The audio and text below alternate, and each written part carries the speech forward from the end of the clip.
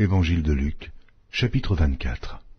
Le premier jour de la semaine, elles se rendirent au sépulcre de grand matin, portant les aromates qu'elles avaient préparés. Elles trouvèrent que la pierre avait été roulée de devant le sépulcre, et, étant entrées, elles ne trouvèrent pas le corps du Seigneur Jésus. Comme elles ne savaient que penser de cela, voici, deux hommes leur apparurent en habits resplendissants. Saisies de frayeur, elles baissèrent le visage contre terre, mais ils leur dirent, « Pourquoi cherchez-vous parmi les morts celui qui est vivant? Il n'est point ici, mais il est ressuscité.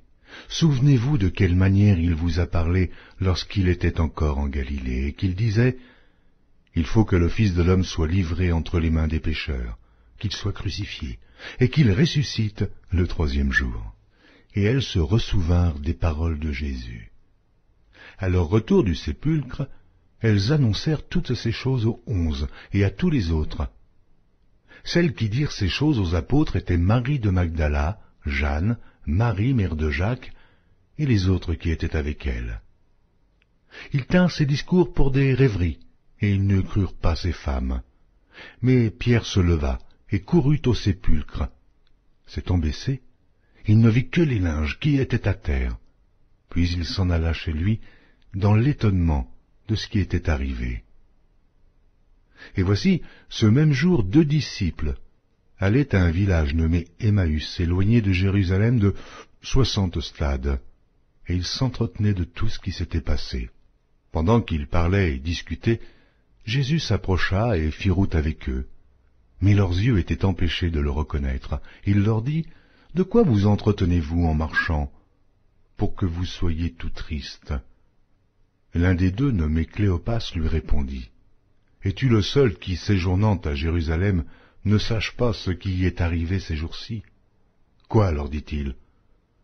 Et ils lui répondirent, « Ce qui est arrivé au sujet de Jésus de Nazareth, qui était un prophète puissant en œuvre et en parole, devant Dieu et devant tout le peuple, et comment les principaux sacrificateurs et nos magistrats l'ont livré pour le faire condamner à mort, et l'ont crucifié.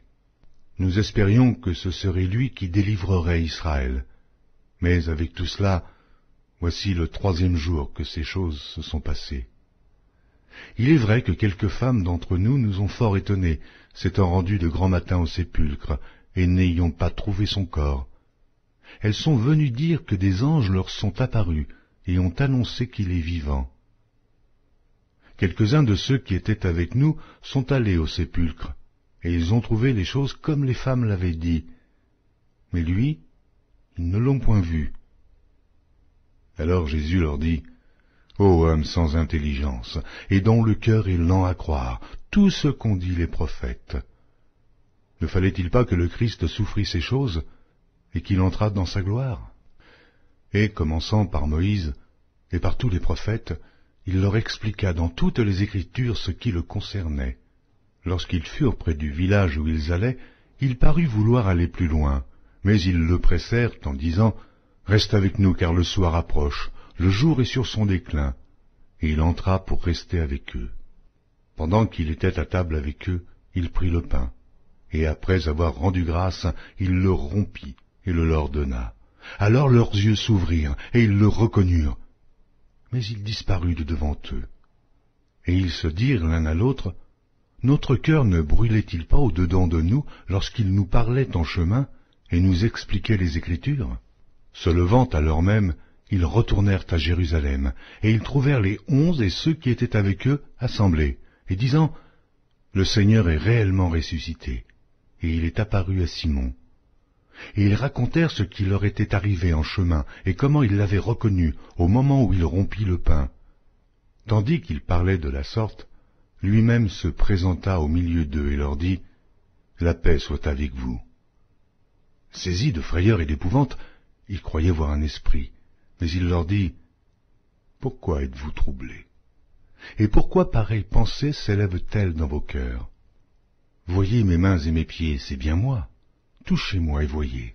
Un esprit n'a ni chair ni os, comme vous voyez que j'ai. » Et en disant cela, il leur montra ses mains et ses pieds. Comme dans leur joie, ils ne croyaient point encore, et qu'ils étaient dans l'étonnement, il leur dit, « Avez-vous ici quelque chose à manger ?» Ils lui présentèrent du poisson rôti et un rayon de miel. Il en prit, et il mangea devant eux. Puis il leur dit, « C'est là ce que je vous disais lorsque j'étais encore avec vous, qu'il fallait que s'accomplît tout ce qui est écrit de moi dans la loi de Moïse, dans les prophètes et dans les psaumes. » Alors il leur ouvrit l'esprit, afin qu'ils comprissent les Écritures. Et il leur dit, « Ainsi il est écrit que le Christ souffrirait, et qu'il ressusciterait des morts le troisième jour, et que la repentance et le pardon des péchés seraient prêchés en son nom à toutes les nations, à commencer par Jérusalem. Vous êtes témoins de ces choses. Et voici, j'enverrai sur vous ce que mon Père a promis, mais vous, restez dans la ville, jusqu'à ce que vous soyez revêtus de la puissance d'en haut. » Il les conduisit jusque vers Béthanie, et, ayant levé les mains, il les bénit.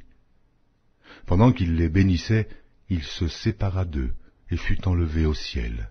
Pour eux, après l'avoir adoré, ils retournèrent à Jérusalem avec une grande joie, et ils étaient continuellement dans le temple, louant et bénissant Dieu.